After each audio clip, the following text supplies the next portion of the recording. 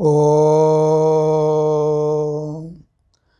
स्थापकाय च धर्मस्य सर्वधर्मस्वरूपिणे अवतारवरिष्ठाय रामकृष्णाय ते नमः। प्रिय बंधू भगिनींनो, नमस्कार।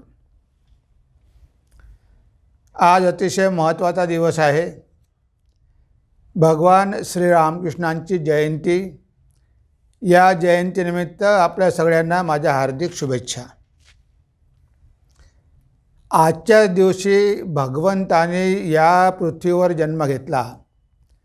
भगवान श्री रामकृष्ण या नामरूपामध्ये भगवंत या पृथ्वीवर अवतीर्ण झाले धर्माची स्थापना करण्यासाठी। आज इथे ह्या अवताराची काही वैशिष्ट्ये आहेत। प्रत्येक अवतारांचीच काही ना काही वैशिष्ट्ये असतात, पण आजच्या अवतारामध्ये आध्यात्मिक शक्ती प्रचंड आहे। त्यामुळे त्यांनी दिलेले उपदेश हे अतिशय प्रभावी आणि आजच्या मानवासाठी अत्यंत उपयोगी आहेत।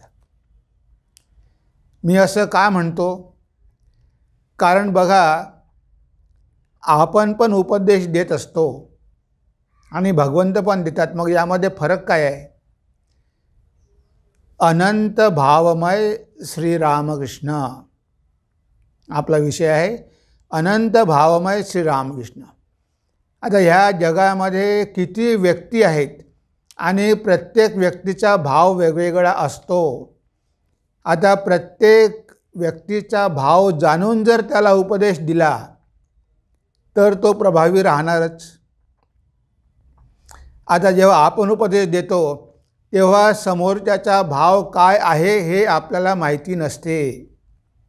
आपण उपदेश देतो पण तो त्याला पटेलच की नाही, त्याचे संस्कार कसे आहे हा विचार आपण कधी करत नाही। पण भगवान मात्र हा विचार करतात, कारण भगवंताला सगळं काही शक्य आहे। आता उदाहरणच बघा, स्वामी अभेदानंदजी महाराज साधना करत होते, ते योगी होते।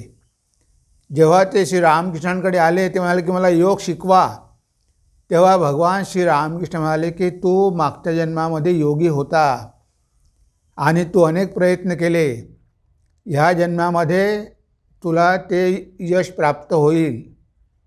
म्हणजे ते योग मार्गाने प्रगती करत होते। हे भगवान श्री रामकृष्णांनी ओळखलेलं होतं, त्यांचे संस्कार बघितलेले होते। हा तुझा शेवटला जन्म असेल हे पण सांगितलेलं होतं। आणि नरेंद्रनाथ यांचा भाव होता अद्वैताचा।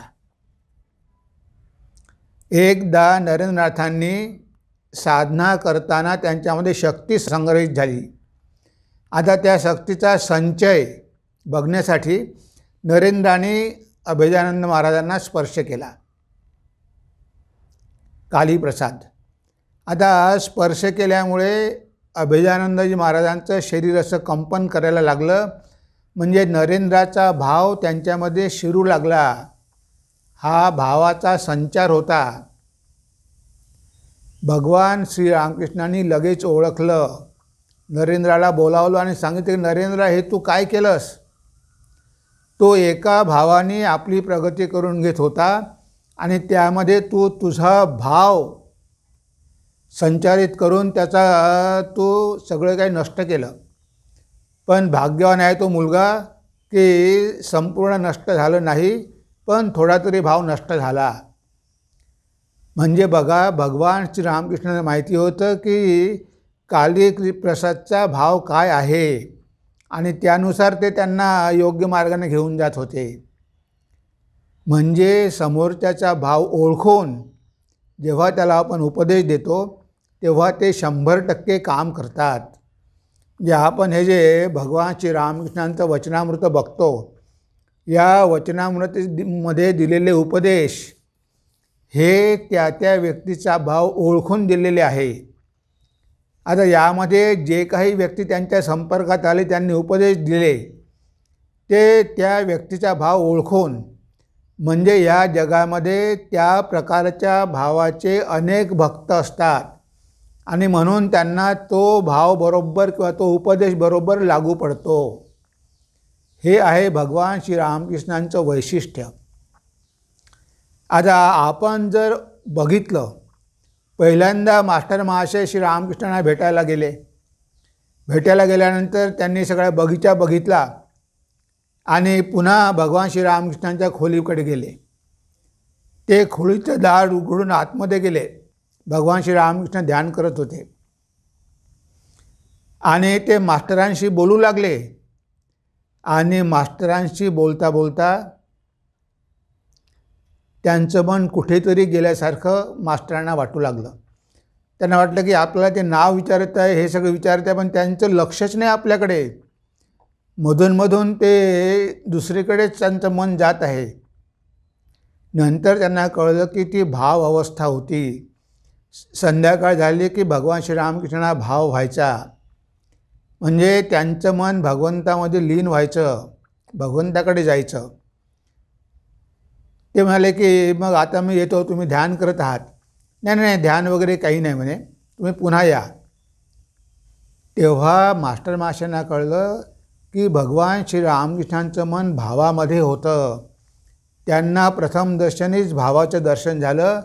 मग त्यांना कळलं की यालाच म्हणतात भाव समाधी, यालाच म्हणतात भावमुखी राहणं.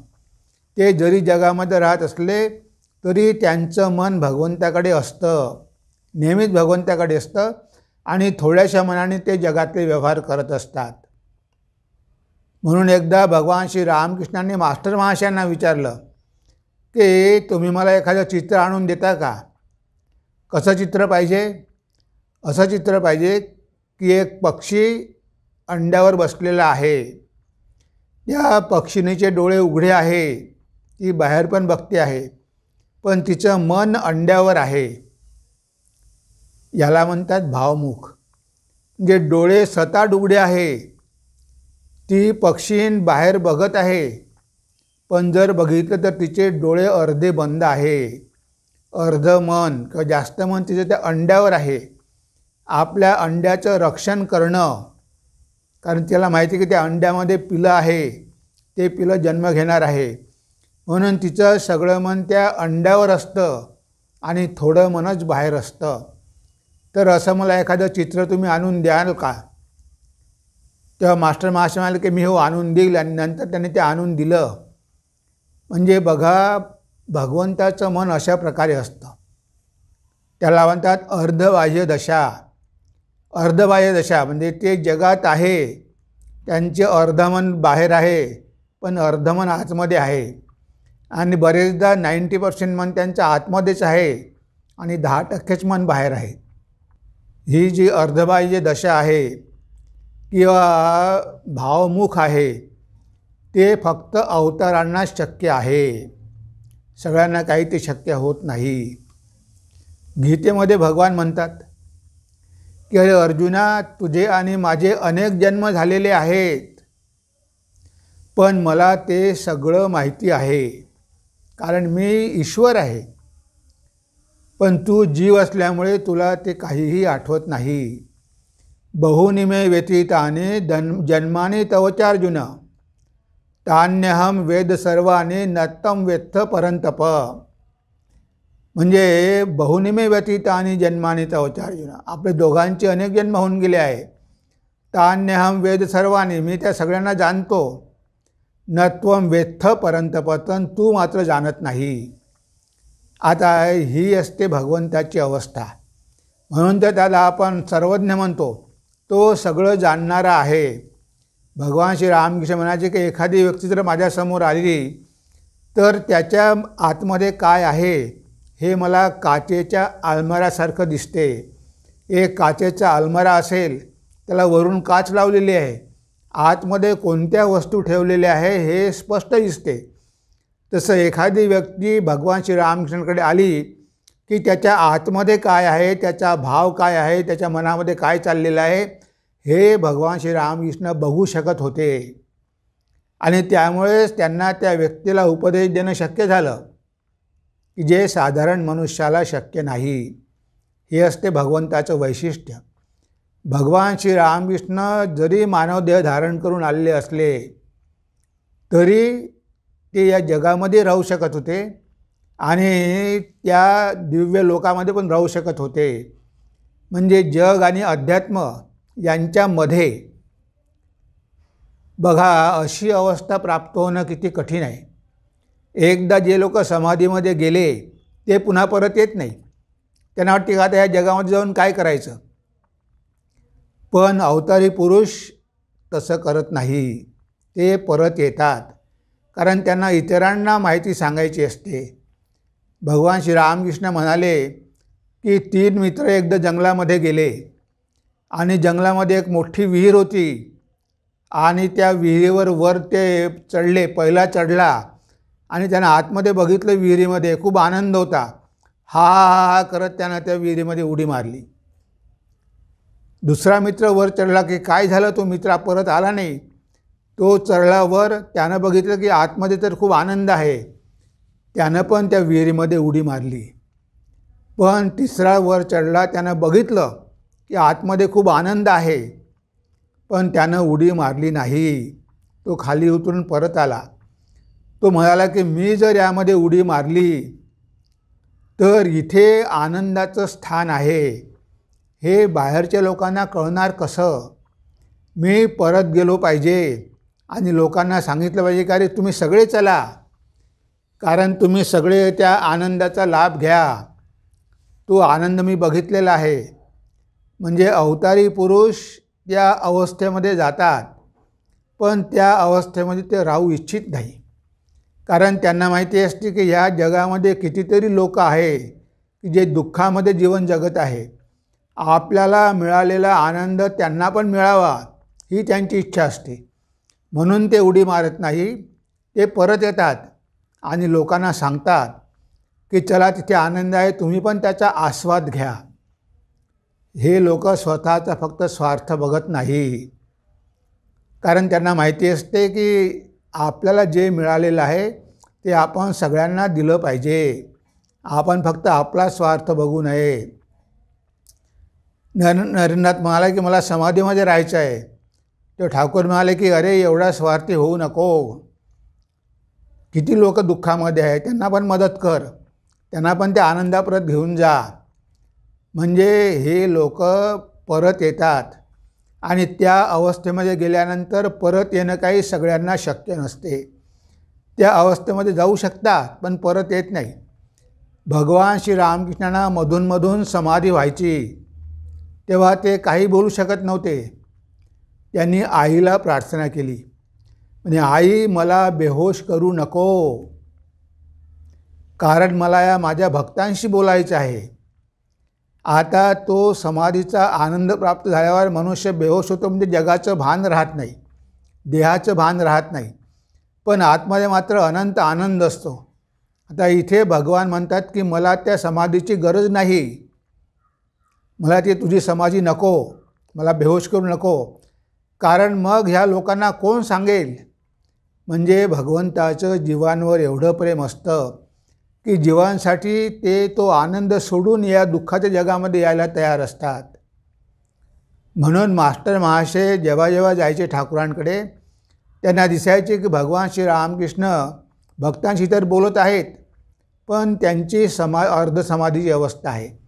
ते मध्ये मध्ये भाव समाधीमध्ये जातात आणि भाव समाधीमध्ये जाऊन 5 मिनटं 10 मिनटं त्या अवस्थेमध्ये राहतात. त्यांचा फोटो आपण बघतो. केशवचंद्र शनांच्या घरी गेलेले आहे आणि नामसंकीर्तन चाललेलं आहे. अशा वेळेस ते उभे राहिले आणि त्यांचं बाह्यज्ञान गेलं. त्यांच्या चेहऱ्यावर हास्य आहे, खूप आनंद बघत आहे, आनंदाचा आस्वाद घेत आहे. तुम्ही ते फोटोमध्ये बघितलेच आहे. अशी त्यांचे हात वर आहे पण चेहऱ्यावर एवढं हास्य आहे. म्हणजे असं वाटते की हे भगवंताशी एक झालेले आहे. यांना तिकडचं पण दिसते आहे आणि इकडचं जग पण दिसते आहे. एकदा भगवान श्रीरामकृष्ण म्हणाले की ब्रह्म कसा आहे, अनंत आहे. पण ते अनंत आपण बघू शकत नाही.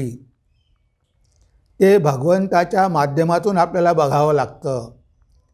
म्हणून ते म्हणाले की अशी कल्पना करा. कशी कल्पना करा त्यांनी सांगितलं, मास्टर आपण आम्हाला अशी कल्पना करायला सांगितली होती की जणू एक दिगंतव्यापी मैदान आहे, अगदी अपरंपार, परंतु समोर भिंत आहे म्हणून आम्ही ते बघू शकत नाही. त्या भिंतीला एक गोल छिद्र आहे. त्या छिद्रामधून ते अनंत मैदान थोडेसे दिसते आहे. मग श्री रामकृष्ण म्हणाले, सांगा बघू ते छिद्र म्हणजे काय? तेव्हा मास्टर माशे म्हणतात, ते छिद्र म्हणजे आपण. आपल्यामधून सारं पाहता येतं. ते दिग्विंगत व्यापी मैदान पाहता येतं. आणि हा तिथे फोटो दिलेला आहे. म्हणजे आपल्यामधून ते अनंत मैदान पाहता येतं, पण एकच छिद्र आहे. त्या छिद्रामधून जेवढं दिसेल तेवढंच पाहता येतं. आणि ते छिद्र भगवान श्रीराम म्हणाले की ते मी छिद्र आहे. माझ्या माध्यमातून तुम्ही भगवंताला बघू शकता. तुम्ही अनंताला बघू शकत नाही, पण तुम्हाला अनंताची कल्पना करता येऊ शकते. म्हणजे भगवान जेव्हा अवतार घेतात तेव्हा ते या जगामध्ये जरी असले तरी ते आनंदाचा आस्वाद घेत असतात. त्यांना ती अवस्था प्राप्त झालेली असते. म्हणून आपण बघतो की जेव्हा केव्हा त्यांच्याकडे कोणी भक्त यायचे ते बरोबर भाव समाधीमध्ये जायचे आणि त्या समोरच्या व्यक्तीबद्दल सगळं काही माहिती करून घ्यायचे. नाहीतर त्यांना त्या लोकांना उपदेश देणं शक्य नव्हतं. बघा, त्यांच्याकडे ब्रह्मानंदजी आले. ब्रह्मानंदजीला बघितल्याबरोबर ते भाव समाधीमध्ये गेले आणि त्यांनी बघितलं होतं भाव समाधीमध्ये की यमुना नदीच्या पात्रामध्ये पाण्यावर एक मोठं कमळ आहे आणि त्या कमळावर भगवान कृष्ण आहे आणि त्या कृष्णाचं बोट धरून एक छोटासा मुलगा आहे, राखाल. आणि जेव्हा भगवान श्री रामकृष्णांनी राखालला बघितलं तेव्हा त्यांना आठवण झाली की अरे हाच तर मुलगा आहे. मी भाव समाधीमध्ये बघितलेलं होतं की हा कृष्णासोबत आलेला होता. हा कृष्णाचा सवंगडी आहे. हा वृंदावनाचा राखाल आहे. हे त्यांनी पूर्वीच ओळखलेलं होतं. आणि म्हणून आल्याबरोबर ते म्हणाले की अरे तू तर मागच्या जन्मामध्ये कृष्णासोबत आलेला होता. म्हणजे बघा, ब्रह्मानंद महाराजांचा भाव हा भक्तीचा भाव आहे, सगुण साकाराचा भाव आहे. त्यांना त्याच मार्गानं घेऊन गेलं पाहिजे हे भगवान श्री रामकृष्णांना माहिती होतं. त्यांनी कधीही कुणाचा भाव नष्ट केला नाही, कारण त्यांना माहिती होतं की हा भक्तीचा अधिकारी आहे. हा भगवंतावर प्रेम करू शकतो, याच्या हृदयामध्ये भगवंताविषयी प्रेम आहे. पण जेव्हा नरेंद्र आला तेव्हा मात्र भगवान श्री रामकृष्ण हात जोडून म्हणाले की मी तुम्हाला ओळखलेलं आहे. तुम्ही सप्तऋषीमधील एक ऋषी आहात. म्हणजे इथे नरेंद्रनाथांचा अद्वैत भाव आहे. हा वेदांताचा प्रचार करायला आलेला आहे. हा एक ऋषी आहे हे त्यांनी ओळखलं. आता हे ओळखलं आणि त्या पद्धतीनं त्याला घडवू लागले. नरेंद्राला पंचदशी, अष्टवक्र संहिता अशी पुस्तकं द्यायला लागली. जी पुस्तकं ते इतरांना कुणालाही देत नव्हते ते त्यांनी नरेंद्राला दिले. नरेंद्र म्हणाला की हे काय आहे? या ऋषींची डोकी बिघडली होती का? सगळीकडे भगवंतच आहे, सगळं भगवंतांनी व्यापलेलं आहे. असा तो मजाक उडवायचा. त्याला हे खरं वाटत नव्हतं. पण भगवान श्रीराम म्हणायचे, अरे माझ्यासाठी वाच ना, तुला नसेल आवडत माझ्यासाठी वाच. आणि एक दिवस नरेंद्राला स्पर्श करून त्यांनी दाखवून दिलं की बघ, तू जे वाचलेलं आहे ते अगदी सत्य आहे. त्या ऋषींची डोकी काही बिघडली नव्हती. तेच अंतिम सत्य आहे. सगळीकडे तो एक परमेश्वरच आहे. ही अनुभूती नरेंद्राला दिली. म्हणजे त्यांच्याकडे जे जे शिष्य आले त्या सगळ्या शिष्यांचा भाव त्यांना माहिती होता. कुणाला कशा प्रकारे मार्गदर्शन करायचे हे त्यांना माहिती होतं. जेव्हा त्यांच्याकडे शारदानंद आणि रामकृष्णानंद, शरद आणि शशी हे दोघं आले. हे दोघं त्यांच्याकडे आल्यानंतर चुलत भाऊ होते. आल्यानंतर भगवान श्रीरामकृष्णांनी लगेच ओळखलं की मागच्या जन्मामध्ये हे येशू ख्रिस्तासोबत आलेले होते. त्यांनी ओळखलं की येशू ख्रिस्तांचे शिष्य होते. म्हणून त्यांनी त्यांना म्हटलं की ते वर पुस्तक आहे ते घ्या आणि वाचा. ते पुस्तक कोणतं होतं? बायबल होतं. आता बायबल का सांगितलं वाचायला? कारण त्यांना माहिती होतं की बायबलचा भाव यांना लगेच ग्रहण होईल. आणि त्यांनी बायबल उघडली आणि त्यामधून वाचायला सुरुवात केली आणि येशू ख्रिस्ताचे उपदेश ऐकून ते प्रभावित झाले. म्हणजे भगवान श्रीरामकृष्णांनी ओळखले की येशू ख्रिस्ताचे मागच्या जन्मातले शिष्य होते. हे भगवंतालाच शक्य आहे. त्यांच्याकडे जे जे शिष्य आले, प्रेमानंदजी आले, ते म्हणायचे की प्रेमानंदजी महाराज हे वृंदावनामधली गोपी आहे. मागच्या जन्मामध्ये गोपी होती वृंदावनामध्ये. म्हणजे असे सगळे शिष्य मास्टर महाशय ते म्हणाले की मी तुम्हाला ओळखलेलं आहे, तुम्ही इथले आहात. तुम्ही जरी लग्न केलेलं असलं तरी काय झालं, मी तुमचं कपाळ बघून डोळे बघून ओळखतो. मी तुम्हाला ओळखलेलं आहे. तुम्हाला भाव समाधीमध्ये बघितलेलं आहे की तुम्ही चैतन्य महाप्रभूसोबत आलेले होते. त्यांच्या संकीर्तनामध्ये मी तुम्हाला बघितलेलं आहे. म्हणजे बघा, मास्टर महाशय त्यांच्याकडे आले, पण भगवान श्रीरामकृष्णांनी ओळखलं की हे आपलं काम करण्यासाठी आलेले आहेत. हे चैतन्य महाप्रभूचे शिष्य होते आणि यावेळेस हे आपल्याकडे आलेले आहेत. म्हणजे ही भावसमाधी, भावमुखामध्ये राहून उपदेश करणं सगळ्यांना शक्य होत नाही. ते जेव्हा कुणाला भेटायला जायचे त्या अगोदर त्यांचं भावांतर व्हायचं. जेव्हा ते केशवचंद्राला भेटायला गेले त्यांचं भावांतर झालं. हृदय म्हणायचं, काय करता तुम्ही, हे काय बघता, काय बघता, मामा मामा मामा तुम्ही काय झालं तुम्हाला, अरे तू गप्प बस. आणि तिथे त्यांनी बघितलं की हा केशवचंद्र सेन उपदेश देत आहे. तो ब्राह्म समाजाचा एक वक्ता आहे, प्रसिद्ध नेता आहे. आणि तो काय करतो, तो भगवंताच्या मूर्तीला मानत नाही, अद्वैताचा उपदेश देतो. म्हणजे सगुण निराकार, म्हणजे तो निराकार आहे, त्याला आकार नाही, त्याला नामरूप नाही, पण त्याच्यामध्ये गुण मात्र आहे. तेव्हा अनंतम ज्ञानम, ते ब्रह्म कसं आहे, अनंत ज्ञान आहे. भगवान श्रीरामकृष्णाने ओळखलं की अरे हा तर भक्त आहे आणि हा भक्त असूनही भगवंताला मानत नाही, भगवंत नामरूप मानत नाही. कारण त्यावेळेस समाजावर तसा प्रभाव पडलेला होता. कारण ब्रिटिश लोक टीका करायचे, हे इंग्रज लोक टीका करायचे, म्हणून आपण पण मूर्तीपूजा सोडून दिलेली होती. भगवान श्री रामकृष्ण म्हणाले की तुमचा तो भाव नाही. तुम्ही आईला मानलं पाहिजे, आईचं नाव घेतलं पाहिजे, आईचं नाम संकीर्तन केलं पाहिजे. आणि हळूहळू बघा केशवचंद्र सेनामध्ये किती परिवर्तन घडून आलं. रात्रंदिवस मामा मामा करायचे. इव्हन मृत्यूपूर्वीसुद्धा त्यांचे शिष्य सांगायचे की ते भाव समाधीमध्ये असतात, ते नेहमी मामा मामा करत असतात, ते आईला साक्षात बघतात. म्हणजे भगवान श्री रामकृष्णाने त्यांना अशा प्रकारे उपदेश दिला की त्यांच्यामध्ये ते संस्कार होते. आणि म्हणून केशवचंद्र सेन भगवान श्री रामकृष्णांचे भक्त झाले आणि भगवान श्री रामकृष्णांनी सांगितल्याप्रमाणे वागू लागले. लोकांनी विरोध केला की तुम्ही रामकृष्णांकडे जाऊन बिघडले आहे, त्यांनी आपला समाज नष्ट केला, आपण भगवंताचं रूप मानत नाही आणि तुम्ही तर आजकाल कालीचं रूप मानता, तुम्ही श्री रामकृष्णांकडे जाता, ते तर कालीचे भक्त आहेत.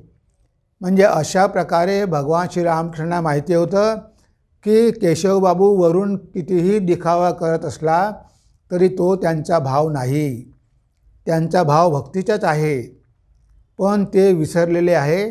त्यांना जर आपण योग्य मार्गदर्शन केलं तर ते पुन्हा या मार्गावर येऊ शकतात आणि तोच मार्ग त्यांच्या प्रगतीसाठी योग्य आहे. विजयकृष्ण गोस्वामी भक्त होते, गोस्वामी परिवारामध्ये त्यांचा जन्म झालेला होता, पण ते ब्राह्म समाजाचे एक वक्ते होते. ते भाषणं द्यायचे, पण त्यांना ते आवडत नव्हतं, कारण ते शुष्क वेदांत होता, ते त्यांना आवडत नव्हतं. भगवान श्री रामकृष्णांकडे आल्यानंतर त्यांना आनंद वाटला. ठाकूर म्हणाले, अहो तुम्ही तर गोस्वामी कुटुंबातले आहात, तुमच्या रक्तामध्येच भक्ती आहे. आणि त्यांनी ब्राह्मसमाज सोडून दिला आणि ते नाम संकीर्तन करू लागले, भगवंताची भक्ती करू लागले, त्यांना भावसमाधी लागू लागली, त्यांची खूप प्रगती झाली. म्हणजे हे बघा, भगवान श्री रामकृष्णांना कसं माहिती होतं की ह्या व्यक्तीचा भाव कोणता आहे, कारण ते व्यक्तीच्या आतलं बघू शकत होते आणि त्यामुळे ते त्यांना बरोबर योग्य मार्गदर्शन करायचे. विद्यासागरांना भेटायला गेले. भेटायला जाण्यापूर्वीच त्यांना भावसमाधी लागली. त्यांनी सगळं काही विद्यासागराबद्दल जाणून घेतलं आणि मग उपदेश दिला.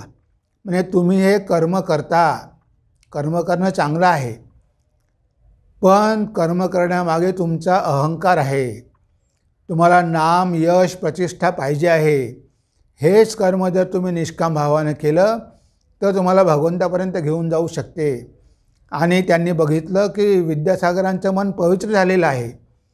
त्यांनी एवढे लोकांवर उपकार केलेले आहे, पण ते सगळे निष्काम होत नाही. काहीतरी अपेक्षा आहे, म्हणून यांची प्रगती होऊन नाही राहिलेली आहे. मोठे पंडित होते, त्याच्या हृदयामध्ये दया होती, मदत करायचे, पण उपयोग काय? ते भगवंतालाच मानत नव्हते आणि भगवंताला वगैरे काही मानत नाही, नास्तिक होते. श्री रामकृष्ण म्हणाले की तुम्ही 1-2दा दक्षिणेश्वरला या, पण मात्र विद्यासागर गेले नाही. भगवान श्री रामकृष्ण म्हणाले की विद्यासागर जर इथे 1-2दा आले असते तर त्यांचं सगळं काही होऊन गेलं असतं. सगळं तयार आहे, हृदय पवित्र आहे, लोकांची सेवा करण्याची इच्छा पण आहे, पण त्यामागे स्वार्थ आहे. ते निष्काम होत नाही, सकाम होते, म्हणून त्यांची प्रगती होत नाही.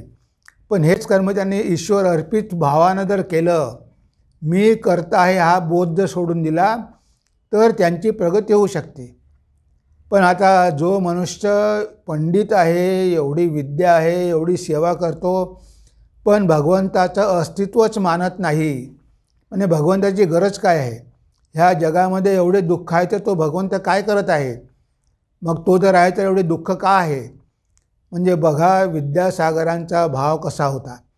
श्रीरामकृष्णांनी खूप प्रयत्न केला की त्यांच्यामध्ये आध्यात्मिक भाव गेला पाहिजे, त्यांनी भगवंताला मानलं पाहिजे. त्यांच्याकडे गेले, ते स्वतःहून गेले, त्यांना बोलावलं, पण बघा विद्यासागर गेले नाही. गेले असते तर त्यांचं त्याच जन्मामध्ये कल्याण होऊन गेलं असतं. तर इथे भगवान श्रीरामकृष्णांचे उपदेश जेव्हा आपण बघतो किंवा जेव्हा आपण वाचतो, जेव्हा आपण ऐकतो, तेव्हा आपल्याला वाटतं की ते प्रत्यक्ष त्या व्यक्तीचा भाव बघून बोलत आहे. त्या व्यक्तीला कशाची गरज आहे आणि कोणत्या मार्गाने गेल्यामुळे त्याची लवकर प्रगती होणार आहे, हे भगवान श्रीरामकृष्णांना माहिती होतं. त्यावेळेस माहिती होतं आणि आजही माहिती आहे, कारण आज तर ते अंतर्यामी आहे, आज तर ते आपल्या हृदयामध्येच आहे.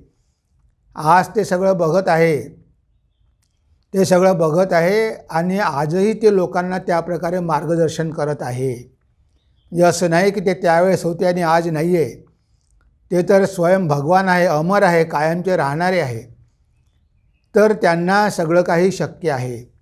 ते मनाची दिशा पण वळवून देऊ शकतात, त्यांना सगळं काही संभव आहे.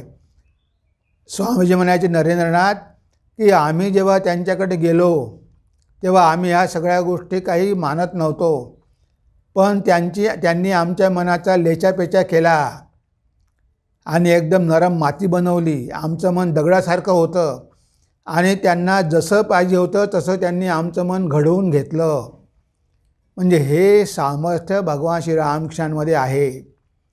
म्हणजे आपण जर आपलं मन त्यांच्या हाती सोपवलं तर ते त्यांच्या इच्छेप्रमाणे ते आपलं मन घडवून देऊ शकतात. हे सगळं अवताराला शक्य आहे. जेव्हा भगवंताने गीता सांगितली त्यावेळेस ते भाव समाधीमध्ये होते. अर्जुन नंतर म्हणतो की तुम्ही गीता सांगितली पण मला काही पूर्ण समजली नाही, पुन्हा एकदा सांगा. तेव्हा भगवान कृष्ण म्हणाले, अरे मी पुन्हा सांगू शकत नाही. त्यावेळेस मी एका दिव्य भावामध्ये होतो म्हणून ते मी सांगू शकलो. पण तू विचारतोय म्हणून तुला थोडंफार सांगतो. आणि मग त्यांनी काही सांगितली थोडी गीता. ती अनुगीता आहे, ती काही मुख्य गीता नाही, ती अनुगीता आहे. म्हणजे हा जो संदेश ऋषींचा म्हणा की अवतारांचा म्हणा, हा संदेश त्यांना प्रत्यक्ष भगवंतापासून प्राप्त झालेला असतो. म्हणजे साक्षात भगवंताची नातं जोडतात. ते म्हणायचे की मी तर अज्ञानी आहे, मला तर काही माहिती नाही, पण आई आहे ना माझ्या पाठीशी, ती सगळी ज्ञानाच्या राशी ढकलून देते. आणि जेव्हा ते ज्ञानाचा राशी ढकलून देते तेव्हा मला ज्ञानाचा कसलाही अभाव राहत नाही. आता ज्ञानाच्या राशी ढकलून देणं म्हणजे काय? म्हणजे ते स्वतः ज्ञानस्वरूपच आहे. त्यांना सगळंच ज्ञान आहे. जे योगी आहेत त्यांनी योग्यांना त्याप्रमाणे मार्गदर्शन केलं. जे कर्मी आहेत त्यांना कर्मयोगाचं मार्गदर्शन केलं. जे ज्ञानी आहेत त्यांना ज्ञानयोगाचं केलं. जे भक्त आहेत त्यांना भक्तियोगाचं केलं. म्हणजे भगवंताला सगळं काही करता येणं शक्य आहे. ते योगेश्वर आहे, सगळ्या योगांच्या आणि सगळ्या योग्यांचे ईश्वर आहे. कोणत्याही मार्गाने जरी आपण गेलो तरी ते आपल्याला त्या मार्गाने घेऊन जाण्यास पात्र आहे, समर्थ आहे, त्यांना शक्य आहे. म्हणून इथे भगवान श्रीरामकृष्ण हे वैशिष्ट्य आहे की ते भाव समाधीमध्ये राहून लोकांना उपदेश द्यायचे. आणि ते सुद्धा अनंत भावमुख, म्हणजे अनंत भावमय, एकाच भावाचे नाही. ते म्हणाले की आपण एकाच भावामध्ये राहू नये. जर आपल्या बासरीला 7 छिद्र आहे मग 7 प्रकारचे आवाज का काढू नये? नुसतं एकच पो घेऊन बसण्यात काय अर्थ आहे? तुम्ही भक्तीचा आनंद घ्या, तुम्ही ज्ञानाचाही आनंद घ्या, तुम्ही भगवंताचं कर्मही करा, भगवंताचे दास पण व्हा. म्हणजे तुमच्यामध्ये हे सगळं करण्याची क्षमता आहे. मग तुम्ही एकाच भावाने ईश्वराचा आस्वाद कशाला घेता? त्याला अनेक प्रकारे त्याचा आपण आस्वाद घेऊ शकतो. त्यामुळे पुरणपोळी आहे, तुम्ही कोणत्याही बाजूनं खा ती गोडच लागणार आहे. म्हणून भगवंत काय रसस्वरूप आहे आणि अनेक मार्ग आहे. तेव्हा तुम्ही ज्ञान घ्या, भक्ती घ्या, कर्म घ्या, सगळं घ्या आणि सगळ्या मार्गाने तो आस्वाद घ्या. भगवान श्रीरामकृष्णाने एवढ्या साधना केल्या, त्यांना तर सत्य लाभलेलं होतं. पण ते म्हणायचे की आई, तू इतर धर्मियांच्या लोकांना कशा प्रकारे तो आनंद दिला तो मला बघायचा आहे. आणि म्हणून त्यांनी वेगवेगळ्या साधना केल्या आणि वेगवेगळ्या साधनांच्या माध्यमातून त्यांनी भगवंताचा आनंद घेतला. त्यांनी दास्यभाव, वात्सल्यभाव, साख्यभाव, सगळे भाव, जेवढे काही भाव आहेत त्या सगळ्या भावांच्या साधना केल्या, सगळ्या धर्मांच्या साधना केल्या, संप्रदायांच्या साधना केल्या. आणि वेगवेगळ्या संप्रदायामध्ये लोक तो आनंद कसा प्राप्त करून घेतो हे त्यांनी जाणून घेतलं. तर मनुष्यानं नुसतं एकच भाव धरून राहता कामा नये. जर अनंत भावमय ठाकूर आहे तर भगवान श्रीरामकृष्ण अनंत भावांना पण आनंद घेऊ शकतो. बघा, नरेंद्रनाथ संगीताचा भाव आहे, म्हणजे गायन करू शकतात, तबला वाजवू शकतात, लेक्चर देऊ शकतात, स्वयंपाक करू शकतात. म्हणजे नरेंद्रामध्ये सगळेचे सगळे भाव होते. भक्ती होती, अद्वैत होता, कर्म होतं, योग होता, सगळं काही होतं. कारण ज्याला जगाचं शिक्षक व्हायचं आहे, जगद्गुरू व्हायचं आहे, त्याला सगळ्या भावांचं ज्ञान पाहिजे. नाहीतर त्याच्याकडे अनेक प्रकारचे लोक येणार, अनेक भावाचे लोक येणार. आता तो त्यांना कशाप्रकारे समाधानी करू शकेल? त्याला स्वतःला जर माहिती नसेल. म्हणून भगवंत जेव्हा येतात ते अनंत भावमय असतात. सगळ्या भावांचं त्यांनी अध्ययन केलेलं असतं, सगळे मार्ग जाणलेले असतात. आणि म्हणून त्यांच्याकडे सगळ्या संप्रदायाचे लोक यायचे. त्यांना वाटायचं की हे आपल्याच भावाचे आहे, कारण त्या भावाबद्दल त्यांना संपूर्ण माहिती असायची. ते त्या लोकांना त्या प्रकारेच मार्गदर्शन करायचे. त्यांचा भाव ते कधीही नष्ट करत नव्हते. ज्या भावाने एखादी व्यक्ती जात असेल पुढे, तर त्या व्यक्तीला पुढे जायला ते मदत करायचे, तिचा भाव नष्ट कधीच करत नव्हते. ही होती भगवान श्रीरामकृष्णांची विशेषता. आणि इथे आपण बघतो वचनामृत बघा, ते नेहमी समाधीमध्येच असतात. आणि समाधीमध्ये असतात म्हणजे समोरच्यांचे भाव जाणून घेतात. त्यांच्यासमोर अनेक प्रकारचे भक्त बसलेले असतात. त्या सगळ्या भक्तांना काय सांगितलं पाहिजे, त्यांना काय उपयोगी पडेल हे ते जाणून घ्यायचे. जेव्हा त्यांच्याकडे तरुण मुलं यायची तेव्हा ते दरवाजा बंद करून त्यांना सांगायचे की जीवनाचा उद्देश ईश्वरलाभ करून घेणंच आहे आणि त्यासाठी तुम्हाला त्याग करावा लागेल. म्हणजे प्रचंड वैराग्य सांगायचे की ह्या जगाचा त्याग केल्याशिवाय भगवंत मिळणार नाही. पण त्या गोष्टी ते गृहस्थांना सांगत नव्हते. ते गृहस्थांना म्हणायचे की तुम्ही हे पण करा आणि ते पण करा, कारण त्यांना माहिती होतं की हा गृहस्थांचा भाव नाही, हा संन्याशांचा भाव आहे. आणि आपण गृहस्थांना ह्या गोष्टी सांगितल्या तर ते डिस्टर्ब होतील, ते करू शकणार नाही, त्यांच्या सामर्थ्याबाहेरचं आहे. म्हणून जे विद्यार्थी होते, तरुण होते, त्यांना वेगळ्या प्रकारची शिक्षा द्यायचे, त्यांना वेगळ्या प्रकारचे उपदेश द्यायचे. आणि जे गृहस्थ आहे त्यांना वेगळ्या प्रकारचे उपदेश द्यायचे. वचनामृतामध्ये आपल्याला जे काही बघायला मिळतं ते जास्तीत जास्त उपदेश गृहस्थांना दिलेले आहे. कारण मास्टर महाशय गृहस्थ होते आणि ते सुट्टीच्या दिवशीच जायचे, शनिवारी किंवा रविवारी ठाकूरांकडे जायचे. आणि त्या दिवशी भगवान श्रीरामांकडे गृहस्थ भक्तांची खूप गर्दी असायची. आणि भगवान श्रीरामकृष्ण गृहस्थ भक्तांना सांगायचे की संसारामध्ये राहून कसा भगवानला करून घेतला पाहिजे. पण इथे बघा की हे एक वैशिष्ट्य आहे. कधीकधी ते विसरून जायचे, कधीकधी ते देहबोध विसरून जायचे आणि भगवंताला आलिंगन करायचे. तेव्हा एक दिवस त्यांना दर्शन झालं, खूप धूर येऊ लागला आणि त्या धुरामधून एक व्यक्ती बाहेर आली आणि म्हणते की तू आता मनुष्य शरीर धारण केलेलं आहे. कदाचित भवतारिणी बाहेर आली, म्हणजे की तू आता मनुष्य देह धारण केलेला आहे, आता तू भाव समाधीमध्ये राहा, भावमुखामध्ये राहा.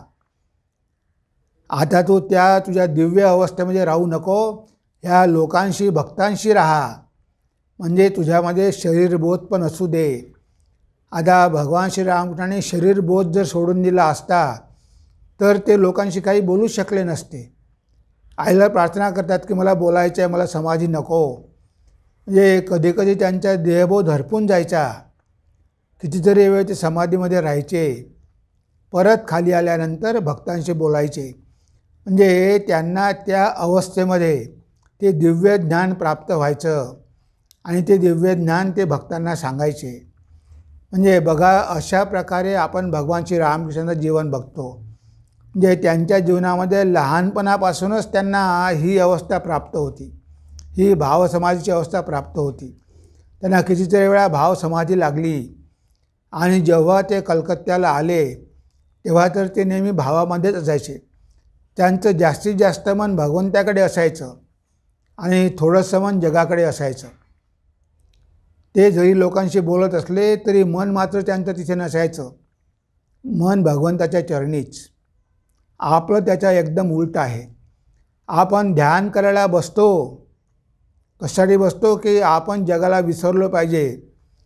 पण इथे आपण ध्यान करायला बसलो तरी आपलं मन जगामध्येच असतं आणि मधूनमधून थोडंसं मन भगवंताकडे जातं. आपलं एकदम विरोधी आहे.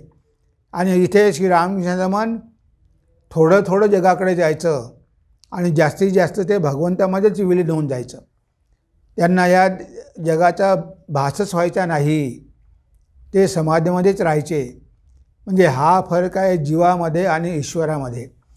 त्यांच्या मनामध्ये या जगाविषयी मुळीच आसक्ती नसते, कारण त्यांना हे स्पष्ट दिसते की हे जग अनित्य आहे, हे जग दुःखमय आहे, ह्या जगामध्ये कुठेही आनंद नाही. हा त्यांचा अनुभव असतो. आणि त्यांना हे पण माहीत असते की आपण पण आनंद स्वरूपच आहोत, आपण पण त्या भगवंताची संतानच आहोत. तो आनंद आत्म्यामध्येच आहे आणि आपण सगळे तो आत्माच आहोत, हे त्यांना पण माहिती असते आणि आपल्याला तो आनंद मिळावा यासाठी ते प्रयत्न पण करतात. त्यासाठी खूप झटतात की जे खरं आहे, जे सत्य आहे ते ह्या जीवांना कळलं पाहिजे. आता खऱ्या अर्थाने हा जीव आनंद स्वरूप आहे, पण तो स्वतःच्या इच्छेमुळे दुःख भोगत आहे. ह्या जगाची आसक्ती सोडायला तो तयार नाही. ह्या मायेच्या जगामध्येच त्याला भुरळ पडलेली आहे. त्याला हे जगच खरं वाटतं आणि इंद्रियाचे विषयच खरे वाटतात. आता जरी आनंद आतमध्ये आहे तरी हा भाव बाहेर आनंद शोधण्याचा प्रयत्न करतो, हे भगवंताला चांगल्या प्रकारे माहिती असतं. आणि म्हणून ते लोकांना उपदेश देतात आणि प्रत्येक व्यक्तीचा, स्त्रीचा भाव, पुरुषांचा भाव, सगळ्यांचा भाव ते बघतात आणि कोणता भाव कुणासाठी योग्य आहे ते सांगतात. जरी एखादा पुरुष असेल, त्यांना म्हणायचे की नाही, तुम्ही नाटकामध्ये कामं करता, तुम्ही नेहमी स्त्रियांचा रोल करता, त्यामुळे तुम्ही स्त्रियांचा भाव घेऊन साधना करा, म्हणजे मधुर भावाची साधना करा, तुमची लवकर प्रगती होईल. तुम्ही स्वतः स्त्री समजा आणि भगवंताला पुरुष समजा, भगवंताला कृष्ण समजा, तुम्ही त्याची स्त्री समजा. म्हणजे अशा प्रकारे वेगवेगळ्या भावामध्ये भगवान श्री रामकृष्णाने पण मधुर भावाची साधना केली. ते पण साडी नेसून राहायचे, ते पण भगवान कृष्णाची पूजा करायचे मधुर भावानी. तेव्हा इथे आपण बघतो की भगवान श्री रामकृष्ण कसे आहे, अनंत भावमय आहे. त्यांनी जे काही उपदेश दिलेले आहे ते उपदेश साक्षात भगवंताची वाणी आहे, साक्षात वेदवाणी आहे. त्यांना समाधीमध्ये जी काही रत्न प्राप्त झालेली आहे ती सगळी रत्न त्यांनी आपल्याला दिलेली आहे. किती यामध्ये गोष्टी आहेत. आता ह्या गोष्टी भगवंतांनी सांगितल्या, त्या त्यांना कशा काय माहिती होत्या, किती उदाहरणं दिली, ह्या समाजामधल्या उपमा दिल्या, उदाहरणं दिली. म्हणजे तो अध्यात्म त्यांनी किती सोपा केला आणि ते त्यांना करणं शक्य होतं, कारण ते सगळ्यांची मनं जाणत होते आणि कोणत्या व्यक्तीला किती झेपेल हे पण त्यांना माहिती होतं. म्हणून त्यांचा उपदेश बरोबर लोकांना एकदम मान्य व्हायचा. नाहीतर लोकांची एवढी गर्दी कशी, ज्याला जे पाहिजे ते बरोबर सांगायचे. आता गिरीश घोष ठाकूरांना माहिती नव्हतं का, ते म्हणायचे की हा तर भैरव आहे, याच्यामध्ये कितीही दोष जरी असले तरी हा भैरव आहे. आता भैरव तर दारू पितोच, म्हणजे त्यांनी त्याची घृणा केली नाही, द्वेष केला नाही, तर त्यांनी ओळखलं की हा भगवान शिवाचा साथी आहे, हा साक्षात भैरव आहे, हा इथे आपलं काम करण्यासाठी आलेला आहे, हा रोल करतो आहे. हे भगवान श्रीरामकृष्णांना माहिती होतं, म्हणून त्यांनी गिरीश बाबूंचा कधीही तिरस्कार केला नाही. त्यांना कधीही दारू सोडायला सांगितले नाही. म्हणजे दारू प्या, पण आईला नैवेद्य दाखवून नंतर तुम्ही प्रसाद म्हणून घ्या. म्हणजे अशा भावनेनं त्यांनी त्यांना घडवलं. त्यांची दारूही सुटली, सगळं सुटलं आणि ते केवढे मोठे भक्त झाले. म्हणजे अशा प्रकारे कितीही मनुष्य वाईट असेल तरी त्यांना माहिती होतं की याच्या आतमध्ये काय आहे, आणि जर याच्या आतमध्ये आहे ते जर याला माहिती करून दिलं तर तो ह्या सगळ्या वाईट गोष्टी करणारच नाही. अज्ञानामुळे मनुष्य चुका करतो आहे, पण त्याला जेव्हा ज्ञान मिळेल, त्याला जेव्हा खरोखर भगवंताची भक्ती प्राप्त होईल, तर तेव्हा तो ह्या सगळ्या गोष्टी करणार नाही. तो करतो कशामुळे, अज्ञानामुळे. त्याला माहिती नाही खरा आनंद कुठे आहे, खरी शांती कुठे आहे. तो अज्ञानामुळे चुका करतो आहे, तो काही पाप करत नाही. पण त्याला जर आपण थोडं ज्ञान दिलं, त्याला जर या मार्गाविषयी आनंद मिळू लागला, तर तो मग तिकडे कशाला जाईल. आणि भगवान श्री रामकृष्ण स्वतः लोकांना स्पर्श करून तो आनंद द्यायचे. आपल्याला माहिती आहे की काशीपूरला ते भाव समाधीमध्ये गेले, त्या अवस्थेमध्ये गेले आणि त्यांच्याकडे जे भक्त आले त्यांना आशीर्वाद दिले की तुमचं चैतन्य जागृत हो. आणि नुसते शब्द त्यांच्या वाणीद्वारे बाहेर पडले, त्यांनी लोकांना स्पर्श केला आणि त्यामुळे कितीतरी लोकांना वेगवेगळे अनुभव यायला लागले. आणि ज्याचा जसा भाव होता तसाच त्याला अनुभव आला. जे कृष्णाचे भक्त होते त्यांनी कृष्णालाच बघितलं, जे देवीचे भक्त होते त्यांनी देवीच बघितली. बघा मथुर बाबूंना शिवाचं आणि कालीचं दर्शन झालं. म्हणजे ज्याचा जसा भाव असेल त्या भावाप्रमाणे त्याला दर्शनं दिली. म्हणजे भगवान श्री रामकृष्णांना कोणतंही रूप धारण करणं शक्य आहे. सर्व देव देवी स्वरूपाय श्रीरामकृष्णाय ते नमः. म्हणजे ते सर्व देवदेवी स्वरूप आहेत. तुम्ही कोणत्याही भावानं त्यांचं भजन करा, कोणत्याही रूपात त्यांचं भजन करा, ते त्या रूपामध्ये तुमच्यासमोर प्रगट होतील. कारण ते तर निर्गुण निराकार ब्रह्म आहे आणि ब्रह्म तुमच्या इच्छेप्रमाणे कोणतंही रूप धारण करू शकते. म्हणजे सगळी रूपं त्यांच्यामध्येच आहे, त्यांच्यामधूनच सगळी नामरूपं आलेली आहे. असे होते भगवान श्री रामकृष्ण. आणि असा अवतार आज आपल्याला लाभलेला आहे आणि त्यांनी आपल्याला त्यांच्या चरणाचा आश्रय दिलेला आहे. हे आपलं केवढं महत् भाग्य आहे. कारण भगवंताच्या अवताराला सगळेच काही ओळखू शकत नाही. आणि इथे आपण बघतो की कसं भगवान श्री रामकृष्णांनी आपल्याला त्यांच्याकडे खेचून आणलेलं आहे. आपल्या मनाचा भाव ओळखून त्यांनी आणलेला आहे. म्हणजे आपण सगळे त्यांचे आहोत. आपलं कल्याण करणं हे त्यांचं कर्तव्य आहे, ही त्यांची जबाबदारी आहे. नाहीतर त्यांनी आपल्या या संसारामधून ओढून आणलंच नसतं. या मायेच्या संसारातून त्यांनी बाहेर काढलं आणि त्यांच्या चरणाचा आपल्याला आश्रय दिला. ही त्यांची कृपा आहे. त्यामध्ये आपली काही मर्दानकी नाही किंवा पुरुषार्थ नाही. त्यांनी कृपा करून आपल्या चरणाशी स्थान दिलं, आपल्याला ते घेऊन आले. कारण त्यांना आपलं कल्याण करायचं आहे म्हणून. आणि आजच्या दिवशी ते या पृथ्वीवर अवतीर्ण झाले, साक्षात भगवंत अवतीर्ण झाले. आणि ते जर अवतीर्ण झाले नसते तर वैदिक धर्म कदाचित नष्ट झाला असता. कारण भारतावर इतके वर्ष परकीयांनी राज्य केलं, ब्रिटिशांनी केलं, मुसलमानांनी केलं, मोगलांनी केलं. त्यामुळे हिंदू धर्म धोक्यामध्ये आलेला होता, सनातन धर्म धोक्यामध्ये होता. आणि अशा वेळेस सनातन धर्माचं रक्षण करण्यासाठी भगवंताला पुन्हा अवतार घ्यावा लागला. आणि स्वतःच नाही तर स्वतःसोबत त्यांनी असे पॉवरफुल आध्यात्मिक यंत्र आणले, डायनॅमो आणले. विवेकानंद, ब्रह्मानंद, शिवानंद, अखंडानंद, तुर्यानंद, की ज्यांच्या माध्यमातून त्यांनी संपूर्ण भारतभरच नव्हे तर जगामध्ये सनातन धर्माचा प्रचार आणि प्रसार केला. आणि आज मात्र स्वातंत्र्य मिळाल्यावर आपल्याला धर्माचा प्रचार करण्याचा पूर्ण अधिकार आहे. त्यामुळे आता सनातन धर्म सगळ्या जगामध्ये पसरत आहे, वणव्यासारखा पसरत आहे. कारण हाच एक धर्म संपूर्ण मानवजातीचं रक्षण करू शकतो. कारण हाच सांगतो की तुम्ही ब्रह्मच आहात, तुम्ही ईश्वरच आहात, तुम्ही आत्माच आहात. तुम्ही शरीर नाही, मन नाही, जग नाही, काही नाही, पंचमहाभूत नाही, तर तुम्ही आत्मस्वरूप आहात आणि तुमच्यामध्ये सगळं काही आहे. आतमध्ये शोधा, हा फक्त सनातन धर्मच सांगतो.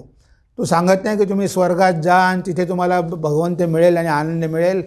तो तुमच्याच आतमध्ये आहे, तिथेच त्याला शोधा आणि त्याला जाणून घेऊन मुक्त व्हा. हे सांगण्यासाठी भगवंतांनी अवतार घेतलेला होता. आणि त्यांचं मुख्य कार्य काय होतं की दाखवून द्यायचं की सगळ्याच मार्गांनी भगवंताचा आस्वाद घेता येतो, हे त्यांनी दाखवून दिलं. आणि त्यांचे उपदेश सगळ्यांसाठीच आहे. कारण त्यांच्याकडे अनेक संप्रदायाचे, अनेक प्रकारचे लोक आले, डॉक्टर आले, नाटककार आले, सगळे पंडित आले, सगळेच आले आणि सगळ्यांना त्यांनी मार्गदर्शन केलं. म्हणजे तुमचा भाव कुठलाही असो, तुमच्यासाठी या वचनामध्ये काही ना काहीतरी आहेच. म्हणजे तुम्हाला काही ना काहीतरी तुमच्या भावाप्रमाणे मिळणारच आहे, हे लक्षात ठेवा. कारण भगवान श्री रामकृष्ण कसे आहे, अनंत भावमय आहे, भावसागर आहे. सगळ्या भावांचा त्यांच्यामध्ये समन्वय आहे. त्यामुळे सगळ्यांनाच त्यामध्ये चान्स आहे, कुणालाही त्यांनी दूर केलेलं नाही. तो ख्रिश्चन असो, मुस्लिम असो, हिंदू असो, खालच्या जातीचा असो, सगळ्यांसाठी त्यांची दरवाजे सताड उघडी आहे. सगळे त्यांचा आश्रय घेऊ शकतात. जेव्हा तुकडोजी महाराज नागपूरला गेले होते तेव्हा त्यांनी ते एक भजन म्हटलं होतं, सबके लिए खुला है मंदिर ये हमारा. तर हा ठाकूरांचा भाव घेऊन त्यांनी त्या भजनाची रचना केलेली होती. म्हणून सगळ्यांसाठी भगवान श्री रामकृष्णांचे दरवाजे उघडे आहे. तुमचा कोणताही भाव असो, तुम्ही जर इथे आलात तर तुम्ही तुमच्या भावाप्रमाणे साधना करू शकता आणि पुढे जाऊन प्रगती करून घेऊ शकता. तुम्हाला काहीही सोडण्याची गरज नाही. जे आहे तेच घट्ट पकडून ठेवा, त्यावरच विश्वास ठेवा आणि व्याकुळतेनं भगवंताला आळवा. तो तुम्हाला दर्शन दिल्याशिवाय राहणार नाही. भगवंत तुमचं हृदय बघतो. तो बघत नाही तुम्ही कुठे आहात, काय करता, कोणत्या धर्माचे आहात, कोणत्या जातीचे आहात, हे तो बघत नाही. खरोखरच तुम्हाला भगवंत पाहिजे का? जर तुमच्यामध्ये भगवंताविषयी व्याकुळता असेल तर तो कोणत्याही रूपामध्ये तुम्हाला दर्शन देईल. त्याला अशक्य असं काहीच नाही. भगवान श्रीरामच्यामध्ये काही लोकांनी येशू ख्रिस्ताला बघितलं. येशू ख्रिस्तांचे जे भक्त होते त्यांनी त्यांच्यामध्ये येशू ख्रिस्ताला बघितलं. काही लोकांनी रामाला बघितलं, काहींनी कृष्णाला बघितलं, काहींनी कालीला बघितलं, काहींनी शिवाला बघितलं. म्हणजे ते कोणतंही रूप धारण करू शकतात, असे आहे भगवान श्री रामकृष्ण. आणि आजच्या युगासाठी अवतार वरिष्ठ आहे स्वामीजी म्हणतात. आणि भावमुखी, नेहमीच भावमुखी राहायचे. या जगात पण राहायचे आणि त्यांच्या अनंताशी पण त्यांच्या मनाचा संपर्क होता. म्हणजे या दोन्हीच्या मध्ये. म्हणून मास्टर महाशय म्हणतात की तुम्ही एक छिद्र आहात, फक्त एकच छिद्र आहे भिंतीला, आणि त्या छिद्रामधून ते अनंत बघता येतं. म्हणजे भगवान श्रीरामच्या माध्यमातून आपल्याला त्या अनंताचा आस्वाद मिळतो, त्याचा भास होतो. म्हणजे सगुण साकाराचा आश्रय घेऊन तुम्ही निर्गुण निराकाराचा अनुभव घेऊ शकता. हे छिद्र जेवढं जेवढं मोठं होत जाते तेवढं तेवढं आपल्या अनंताचं जास्त दर्शन होत जातं. आणि मग काही वेळानं ते नामरूप राहतच नाही. भगवान श्रीरामकृष्ण म्हणाले की समुद्रामध्ये बर्फ असतो, त्या पाण्याच्या थंडीमुळे बर्फ झालेला असतो. पण सूर्याचा उदय झाला की तो सगळा बर्फ वितळून जातो आणि मग सगळीकडे पाणीच पाणी राहतं. तर हा जो भक्तिरूपी बर्फ आहे तो वितळतो आणि मग ज्ञानरूपी सूर्याचा उदय झाला की निर्गुण निराकारामध्ये माणसाचं मन जातं. मग तिथे नामरूप काहीही राहत नाही. हे नामरूप म्हणजे केवळ भास आहे.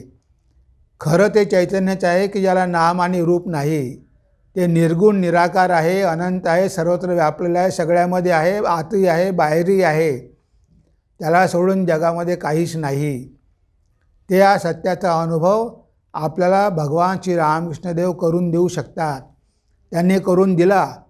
काशीपूरला त्यांनी वैकुंठ संन्याला दाखवून दिलं की सगळीकडे भगवंतच आहे. म्हणून त्यांनी तो अनुभव करून नरेंद्राला करून दिला की सगळीकडे आत्माच आहे. म्हणजे तो अनुभव करून देण्याचं सामर्थ्यसुद्धा त्यांच्यामध्ये आहे. म्हणून ते अद्वैत भाव, द्वैत भाव, विशिष्टाद्वैत भाव सगळ्या भावांची घनीभूत मूर्ती आहे. मधुर भाव, साख्य भाव, वात्सल्य भाव, दास्य भाव सगळ्या भावांची ती मूर्ती आहे, घनीभूत मूर्ती आहे. असे होते भगवान श्री रामकृष्ण आणि असा होता त्यांचा भाव. म्हणून म्हटलं आहे भावमुखी श्रीरामकृष्ण. ते भावमुखामध्ये राहूनच ह्या जगामध्ये आपलं कार्य करत होते.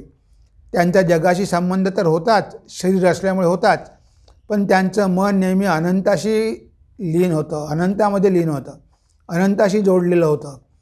म्हणून ते ह्या दोन्हीमधला दुवा होते.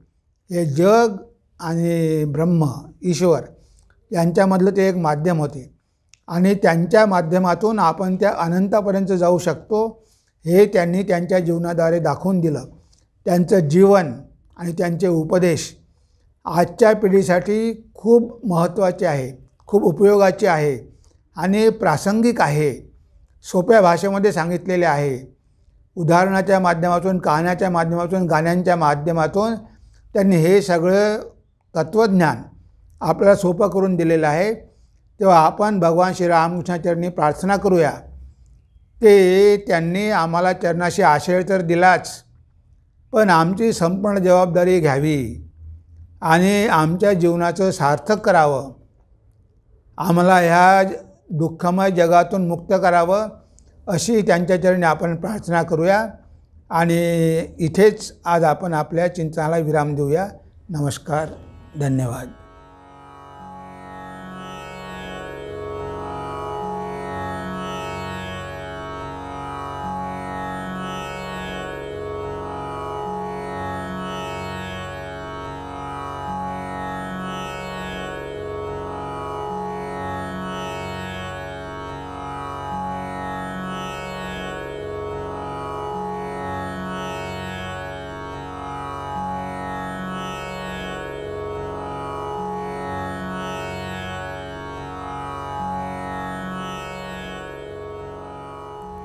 ओम सर्वे भवन्तु सुखिनः, सर्वे सन्तु निरामयाः, सर्वे भद्राणि पश्यन्तु, मा कश्चित् दुःखभाग् भवेत्, मा कश्चित् दुःखभाग् भवेत्. ओम शांति शांति शांतिः. हरिः ओम तत्सत्. श्रीरामकृष्णार्पणमस्तु.